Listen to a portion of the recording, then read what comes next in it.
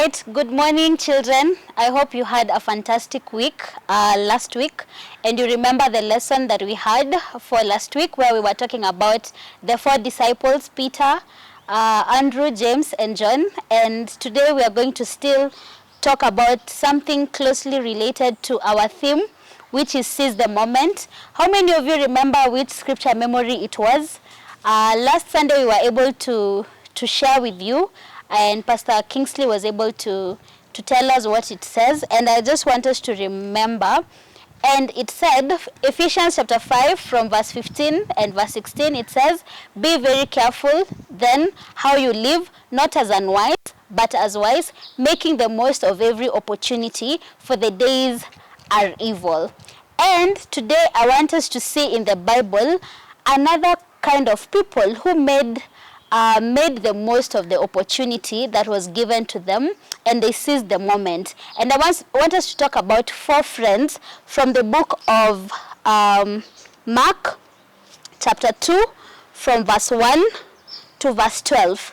Now this story talks about these 4 amazing friends who had a sick friend, and the friend was actually paralyzed.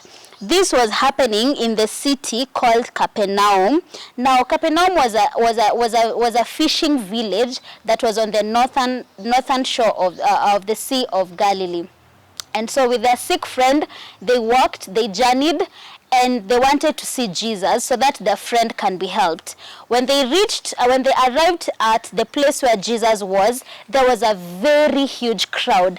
People were many. We had many men, many women, many children, and they couldn't get an access to Jesus. But they really wanted their friend to be made well. And guess what they did? And I don't want to just narrate the story, but I want us to read it.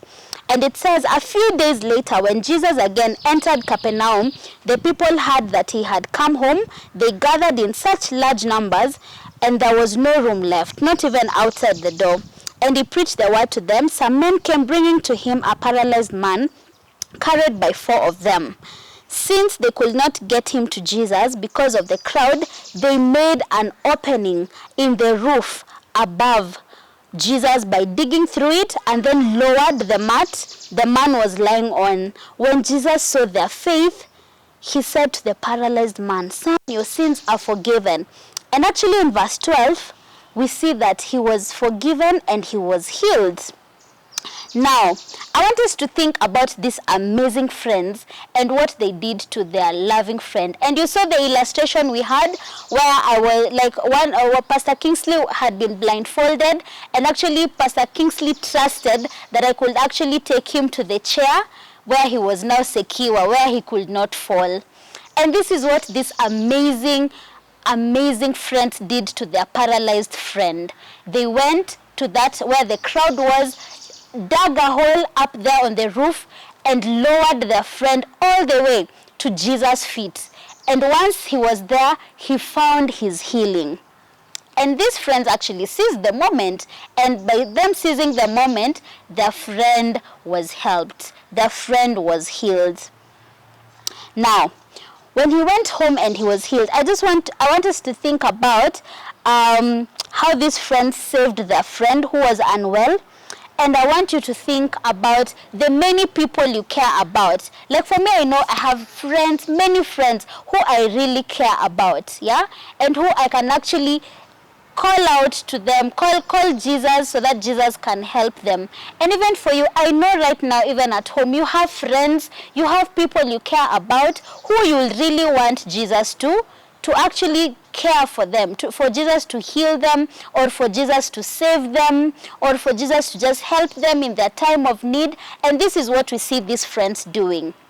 And even for you, as you go to school this coming Monday, I want you to just think of the friends you have, yeah?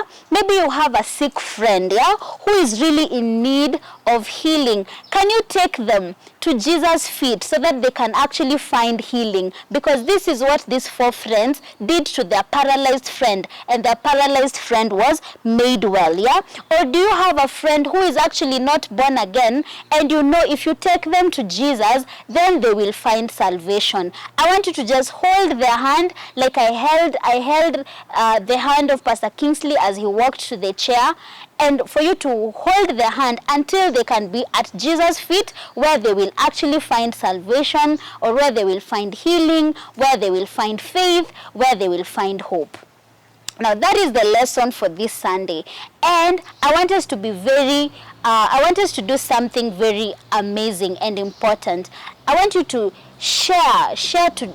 just tell Jesus one friend that you have, and you will really want Jesus to come to their lives, either to heal them or to save them. And we are going to pray together.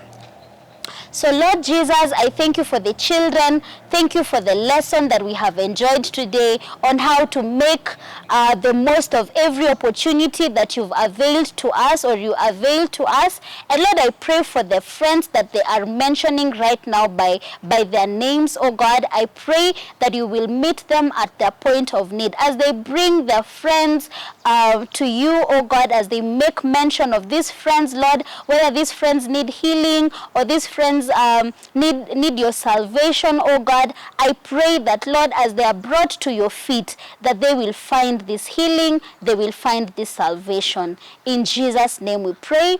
Amen. So thank you so much, children. I hope you've enjoyed the lesson of today. I hope to see you again next Sunday, and may you have a loving and a fantastic and amazing week ahead. And please remember to be kind to your teachers, be kind to your friends, be kind to your parents, obey your parents, learn to understand what your parents say, and just be loving to each and every person you meet. So until we meet again, and please don't forget the memory verse that we have said we'll be running through in the course of the month. It is in Ephesians chapter 5 from verse 15 to verse 16, and I hope you memorize it so that we can enjoy it together. So have a lovely week ahead. Bye.